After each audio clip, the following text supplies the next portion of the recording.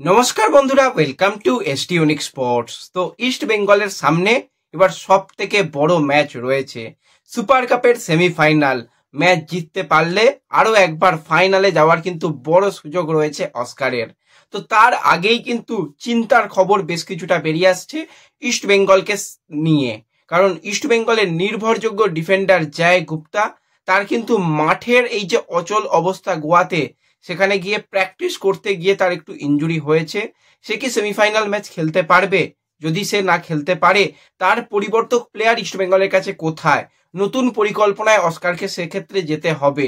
কিরকম পরিকল্পনা হবে, ইস্টবেঙ্গলের শক্তি দুর্বলতা কোথায় রয়েছে সেমিফাইনাল ম্যাচের আগে, সমস্তটা নিয়েই কিন্তু আমরা আলোচনা করে নেব এই ভিডিওতে।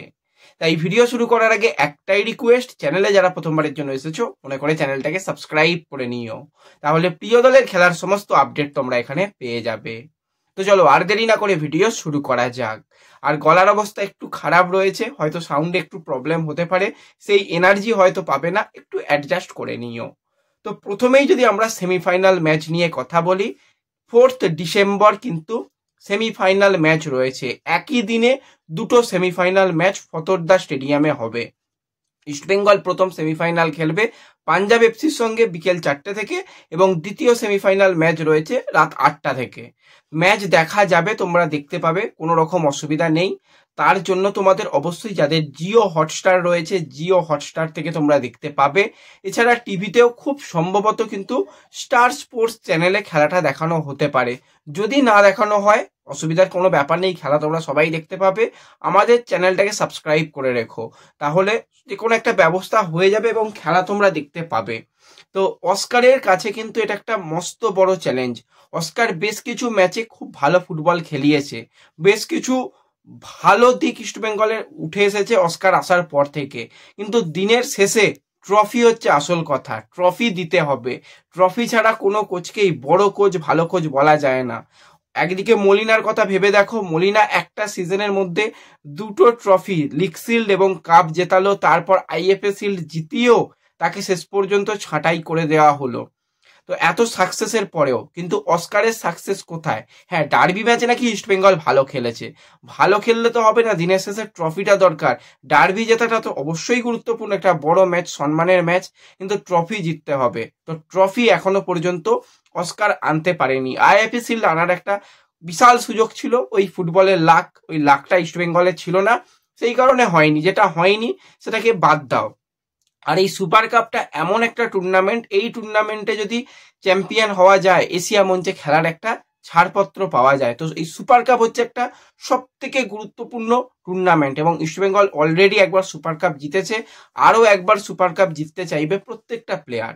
তো আমরা যদি টিম হিসাবে ইস্টবেঙ্গলকে বলি, অন পেপার ইস্টবেঙ্গল বেশ ভালো দল, নো ডাউট। পাঞ্জাবের থেকে আমি বলবো ভালো দল। পাঞ্জাবের ইন্ডিয়ান প্লেয়াররা খুব খারাপ নয়, মাঝারি মানের প্লেয়ার রয়েছে। সেই জায়গায় অন পেপার ইস্টবেঙ্গলের কাছে আনোয়ার আলী, নাওরের মহেশ সিং, জিকসান সিং, অনেক ভালো ভালো প্লেয়ার রয়েছে অন পেপার। এছাড়া যদি আমরা কথা বলি বিদেশিদের কথা, সেখানে কিন্তু মোহাম্মদ রাশিদ রয়েছে, মিগুয়েল রয়েছে, সল রয়েছে, ভালো ভালো বিদেশি রয়েছে। পাঞ্জাবের বিদেশিদের যদি কথা বলি, পাঞ্জাবে এই বছর কি হবে না হবে ঠিক নেই, তারপরেও পাঞ্জাব কিন্তু বিদেশি প্লেয়ার নিয়ে এসেছে, কিন্তু প্রত্যেকটা বিদেশি প্লেয়ারই নতুন প্লেয়ার। তারা সবে 2 কি 3টে করে ম্যাচ খেলার সুযোগ পেয়েছে। সেই জায়গায় ইস্টবেঙ্গলের বিদেশি প্লেয়াররা তুলনামূলক ম্যাচ তো বেশি খেলে নিয়েছে। তারা সেই ডুরান্ড কাপ থেকে খেলেছে, ডুরান্ড কাপ খেলেছে, তারপরে আইএফএ শিল্ড খেলেছে, তো অনেকগুলো টুর্নামেন্টে তারা ম্যাচে গেম টাইম পেয়েছে। তো সেই জায়গায় আমি তো বলবো অন পেপার ইস্টবেঙ্গল কিছুটা হলেও বেটার। শক্তির যদি আমরা কথা বলি, ইস্টবেঙ্গলের প্রধান যেটা শক্তি হচ্ছে ইস্টবেঙ্গলের মিডফিল্ডে 3জন বিদেশি প্লেয়ার একসাথে খেললে কোনো প্লেয়ারের পক্ষে ওই যে মিডফিল্ড ভেদ করে আসাটা ভীষণ ভীষণ চাপের ব্যাপার। এবার অস্কারের সিস্টেমে একটা জিনিস আমরা এর আগেও বসুন্ধরাতে দেখেছি, ইস্টবেঙ্গলের ক্ষেত্রেও দেখেছি, মিডফিল্ড এবং ডিফেন্সের মধ্যে একটা ফাঁক তৈরি হয়। সেই জায়গায় যদি কোনো কোচ বাজিমাত করতে পারে, মিডফিল্ডার এবং সেন্টার ব্যাকের মাঝখানে যদি কোনো প্লেয়ারকে রেখে সেখান থেকে অন টার্গেট শট রাখা যায়, সেখান থেকে গোল আসে। আমরা দেখেছি, ইস্টবেঙ্গলের ক্ষেত্রেও দেখেছি। তো এই জায়গাটাকে মেরামত করার জন্য আনোয়ার আলীর সঙ্গে রাশিদ বা কেভিন সিভিলের সঙ্গে রাশিদের দূরত্বকে আরো কমিয়ে আনতে হবে। এটা হচ্ছে ইস্টবেঙ্গলের সব থেকে দুর্বলতম জায়গা। ইস্টবেঙ্গলের মিডফিল্ড যতটা শক্তিশালী, ডিফেন্সও বেশ শক্তিশালী। ইস্টবেঙ্গলের ডিফেন্স এই বছরে অন্তত খুব বেশি গোল কনসিড করবে বলে আমার পার্সোনালি মনে হয় না। দুটো সাইড ব্যাক ভালো, সেন্টার ব্যাক ভালো, বল প্লেয়িং ডিফেন্ডার, তারা হাইলাইন ডিফেন্স খেলতে পারে। তো ডিফেন্স এবং মিডফিল্ড ভালো, কিন্তু এই যে মাঝখানের জোনটা, ওটা কিন্তু ইস্টবেঙ্গলের সব থেকে দুর্বলতম জায়গা রয়েছে। ডিফেন্স ভালো হলে টুর্নামেন্ট জেতা যায়, অ্যাটাক ভালো হলে ম্যাচ জেতা যায়। ইস্টবেঙ্গলের অ্যাটাকিং লাইনও ভালো, কিন্তু কিছু কিছু ম্যাচে তারাও বেশ চাপে পড়ে। এখনো পর্যন্ত হিরোসি বা হামিদকে সেই নিজেদের সেরা ছন্দে দেখা যায়নি। হ্যাঁ, তারা খুব বড় প্রোফাইল নিয়েও আসেনি যে একদম হাই ফাই প্লেয়ার, সেরকম নয়। তাদের যে প্রোফাইল সেই অনুযায়ী ইস্টবেঙ্গলে যদি তারা তাদের মোটামুটি 60% 70% দিতে পারে, তাহলে অনেকটা ইস্টবেঙ্গলের জন্য ভালো হবে। দুটো স্ট্রাইকার মিলে যদি অন্তত 20টা গোল করে দেয়, তাহলে ইস্টবেঙ্গলের চিন্তা নেই, কারণ বাদবাকি প্লেয়াররা ছন্দে রয়েছে, উইঙ্গাররা ছন্দে রয়েছে। ফলস লাইন হিসাবে কখনো আমরা দেখতে পাচ্ছি মিগুয়েল, কখনো দেখতে পাচ্ছি মহেশ, তারা গোল করছে, প্লেয়াররা গোল করছে, কিন্তু স্ট্রাইকারকে মেন কথা গোল করতে হবে। বাদবাকি কে কখন গোল করবে সেটার দিকে তাকিয়ে থাকলে হবে না। তো প্র্যাকটিস ম্যাচে ইস্টবেঙ্গল গোল পেয়েছে, খুব ভালো কথা। প্র্যাকটিস ম্যাচ আর একটা 90 মিনিটের ম্যাচ কখনোই এক নয়, কারণ প্র্যাকটিস ম্যাচে অনেক কিছু বাধা বিপত্তি বারণ থাকে, যে কোনো রকম ভাবে কোনো কিছুতে খুব বেশি পরিমাণে গিয়ে চ্যালেঞ্জ করবে না, কিছুটা বাঁচিয়ে খেলানো, এবং সেখানে কোনো রকম ওই পরিকল্পনা তৈরি হয়, সেখানটা নিয়ে আমি বলছি না। সেখানে গোল কে করলো না করলো, নাও যদি গোল করতো, ইস্টবেঙ্গল যদি হেরেও যেত, কিছু বলার জায়গা নেই, কিন্তু ম্যাচে এসে তাদের ভালো করতে হবে। এবং ম্যাচ খেলার আগেই গোয়া পর্যন্ত সবকিছু ঠিকঠাক ছিল, সবাই ভালো ছিল।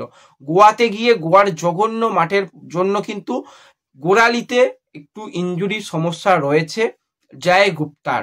আমি তো চাই জয় গুপ্তা খেলুক, যে কোনো ভাবে মেডিকেল ট্রিটমেন্ট নিয়ে তাকে অন্তত খেলানো হোক, কারণ জয় গুপ্তা এই টিমের অন্যতম ডিফেন্সের প্রধান অস্ত্র। জয় না খেলতে পারলে সেটা ইস্টবেঙ্গলের জন্য চাপের ব্যাপার।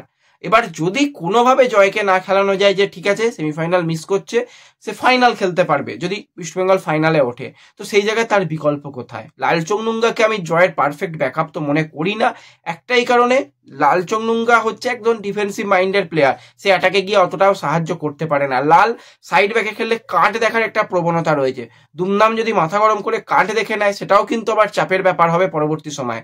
ধরো জয় গুপ্তা খেলতেই পারলো না সেমিফাইনাল আর ফাইনাল ম্যাচ, যদিও সেটা হবে না, তো তাহলে লাল যদি ইয়েলো কার্ড ফিয়েলো কার্ড দেখে নেয়, চাপ হয়ে যাবে। তো সেই জায়গায় প্লেয়ারের একটু অভাব রয়েছে। তবু আমার থেকে কোচ বেশি জানে, কোচ দলটাকে নিয়ে বেশি পরীক্ষা নিরীক্ষা করতে পারবে। তো আমার মতে বলে ইস্টবেঙ্গল যদি 3-5-2 এই পরিকল্পনায় যায়, ইস্টবেঙ্গলের কোনো চাপের ব্যাপার নেই, কারণ পাঞ্জাব এফসি দুই সাইড ব্যাক তারা খেলতে পারবে না কাঠ সমস্যার কারণে। তো সেই জায়গায় ইস্টবেঙ্গল যদি মিডফিল্ডে বেশি প্লেয়ার রাখে, তারা কিন্তু অ্যাটাক এবং ডিফেন্সে সাহায্য করতে পারবে উইং ব্যাক হিসাবে। তো ডিফেন্স লাইনে আনোয়ার আলী রয়েছে, কেভিন সিভিলে রয়েছে, তার সাথে রাকিবকে রেখে গোলে গিল। মিডফিল্ডে কিন্তু আমরা সল, মিগুয়েল এবং রাশিদকে একসাথে দেখতে চাই। উইংয়ে একদিকে বিপিন, একদিকে মহেশ শুরু করুক, এবং আক্রমণ বিভাগে হিরোসির সঙ্গে শুরু করুক ডেভিড, বা হামিদকেও শুরু করানো যেতে পারে, যদি কোচ মনে করে যে না হামিদকে পরে নিয়ে আসবো, তো সেটাও করতে পারে। তো আমি তো বলবো ইস্টবেঙ্গলের সব থেকে যেটা ভালো কাজ হচ্ছে জয় গুপ্তাকে যত তাড়াতাড়ি ফিট করা যায়। যদি জয় ফিট হয়ে যায় ভালো, তা নাহলে একটু চিন্তার কারণ রয়েছে। এই নিয়ে অনেকেই জানতে চাইছিল যে জয় কেমন রয়েছে। খুব খারাপ নেই আমার কাছে সেরকম আপডেট যে হ্যাঁ একদম খেলতেই পারবে না, সেরকম নয়। তবু একটা আশঙ্কা তো রয়েইছে। এবার একজন ফিট প্লেয়ারকে নামানো আর একজন কমজোরি প্লেয়ারকে নামানোর মধ্যে তফাৎ হয়, তো সেই জন্য কোচ পুরোপুরি পূর্ণ শক্তি চাইবে। তো পূর্ণ শক্তি চাইতে গেলে আমার মতে বলে 3-5-2 এটা ইস্টবেঙ্গলের জন্য বেস্ট লাইন আপ হতে পারে। তো তোমরা তোমাদের মতামত জানিও যে যদি জয়কে ছাড়া খেলতে হয়, ইস্টবেঙ্গলের কি পরিকল্পনায় যাওয়া উচিত। তো ব্যাস এই ভিডিওতে এই আলোচনাটুকুই করার ছিল। ভিডিও ভালো লাগলে লাইক শেয়ার করে দিও, চ্যানেলে প্রথমবারের জন্য এলে সাবস্ক্রাইব করে নিও। দেখা হবে পরবর্তী ভিডিওতে। ধন্যবাদ।